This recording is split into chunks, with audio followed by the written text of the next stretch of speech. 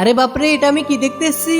এই রাজু, দেখো কত বড় বড় বাঁশ পোকা। আমি বাঁশ পোকা খাবো, তুমি আমাকে পেরে এনে দাও। দাঁড়াও জান, আমি এখনই তোমার জন্য পেরে নিয়ে আসতেছি। আরে জান, এটা পারতে হলে বাঁশটা কাটতে হবে, চলো আমরা দাঁড়িয়ে আসি। এই তো, এবার দাটা নিয়ে তাড়াতাড়ি যাবো।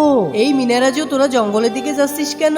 এই চম্পা আপা, আমরা বাঁশ পোকা খাবো, তুমি খাবে? তাহলে চলো আমাদের সঙ্গে। আরে বাঁশ পোকা তো খাওয়াই যায়, তাহলে দাটা আমার কাছে দে, চল। এই তো, এই বাঁশটি কেটে নিবো। আরে ওয়াও, আমি তো একটা বাঁশ পোকা পেয়েছি, পকেটে রেখে দি। এই তো, এবার এই বাঁশগুলো নিয়ে বাড়িতে যাবো।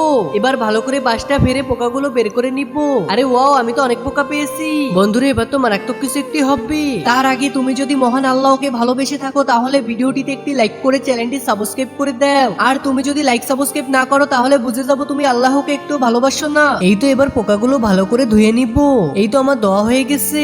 এবার ভালো করে রান্না করে নিবো। এই তো, আমার রান্না করা হয়ে গেছে। আরে ওয়াও, কি সুস্বাদু গন্ধ। আরে এটা খেতে তো অনেক মজা।